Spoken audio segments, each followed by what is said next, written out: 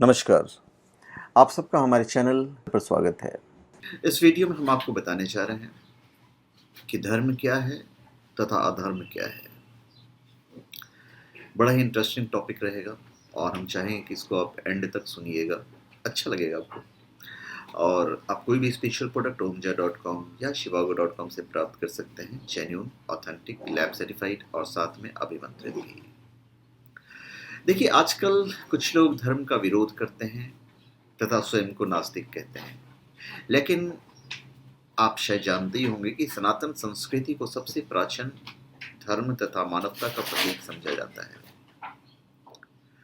हिंदू धर्म शास्त्रों के अनुसार धर्म तथा अधर्म की व्याख्या क्या है, ये भली भांति बताया गया है। महाभारत की कथा आप लेंगे तो उस टाइम की बात हो या अभी की बात हो, ये दो शब्द धर्म और अधर्म कई अर्थों में इस्तेमाल होते हुए हम देखते हैं। महाभारत की पूरी कहानी दो मूलभूत पहलुओं के आसपास घूमती है, धर्म और अधर्म।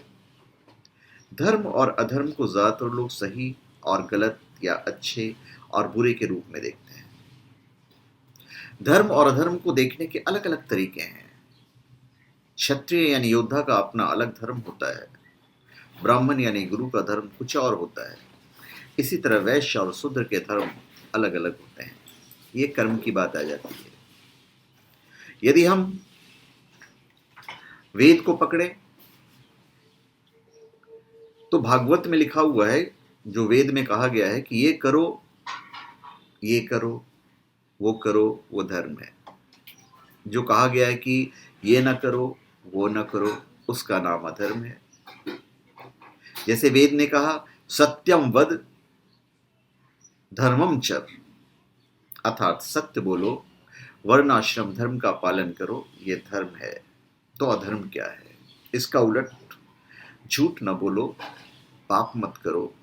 इसी को वेद में कहते हैं विधि और निषेध। विधि माने ये करो, ये करो, निषेध माने ये न करो, वो न करो। यही है धर्म और अधर्म। तो वेद में बिल्कुल इस तरह से साफ किया गया है। अब उसके नियम भी होते हैं, उसका पालन भी होता है। अब जो हम देखते हैं महाभारत का, जो आप देखते हो, तो वहां भी व्यक्ति अपना अलग अलग धर्म निभा रहा होता है। आप बार बार भीष्म और हर किसी को कहते सुनेंगे यह मेरा धर्म है। अगर हर किसी का अपना धर्म, अपना कानून होता है, तो फिर हम पूछते हैं कि कानून कहाँ है? कुरुक्षेत्र की लड़ाई इसलिए नहीं हुई क्योंकि हर किसी का अपना कानून था, जो परस्पर विरोधी थे या आपस में टकराते थे। युद्ध इसलिए हुआ क्योंकि लोगों ने अपना धर्म तोड़ा। यह जीवन को देखने का एक तरीका है, जहां हर किसी का अपने धर्म हो सकता है, मगर फिर भी सब एक सामान्य धर्म की डोर में बंधे हुए हैं, जिसे कोई तोड़ नहीं सकता। मत्स्य न्याय के बारे में सुना होगा आपने,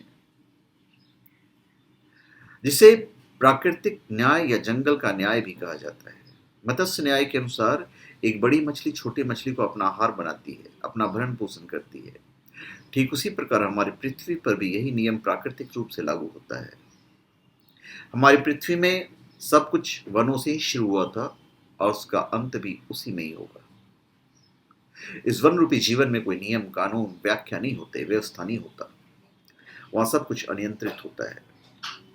इस पे एक सशक्त, स्वस्थ और होशियार प्राणी ही अपने भोजन तक पहुंच सकता है तथा उसे खाकर जीवित रह सकता है, किंतु दूसरी ओर एक निर्बल, असहाय तथा कमजोर प्राणी भोजन के अभाव में या तो स्वयं मर जाता है या किसी शक्तिशाली प्राणी का आहार बन जाता है। हिंदू वेदों और शास्त्रों में इसे मत्स्य न्याय कहा गया है, जिसमें शक्तिशाली जीवित रहता है और निर्बल मारा जाता है। अब इसी मत्स्य न्याय को समाप्त करने के लिए धर्म की स्थापना की गई है। इसी को स्थापित करने के लिए अभी इस तरह से हर कोई आजादी के साथ अपना जीवन जी सकता है, मगर फिर भी एक दूसरे के साथ कोई टकराव नहीं होता। धर्म के इस मूलभूत डोर ने ही सभ्यता के अस्तित्व को संभव बनाया है। अब उनका कोई पालन करे तो धर्म का पालन करने वाला माना जाएगा और धर्मी कहलाएगा। जैसे यज्ञ करना वेद का प्रमुख धर्म है, वेदों में यज्ञ का प्रमुख धर्म बताया गया है, तो यज्ञ में भी कुछ शर्तें होती हैं, उन्हें भी फॉलो करना पड़ता है।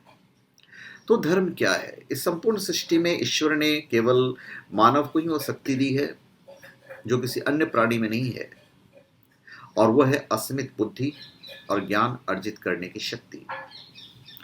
एक मनुष्य अपनी क्षमता तथा कुशलता से कुछ भी कर सकता है। मानवों के द्वारा जंगलों को काटकर खेत, बस्तियां, नगर इत्यादि बनाए गए। वहां एक शासन व्यवस्था निर्माण किया गया और इस शासन प्रणाली में नियम, कानून, अधिकार, कर्तव्य सब चीज निर्धारित किए गए और सबका अपना उत्तरदायित्व होता है, चाहे वो सरदार हो, राजा हो या महाराजा हो।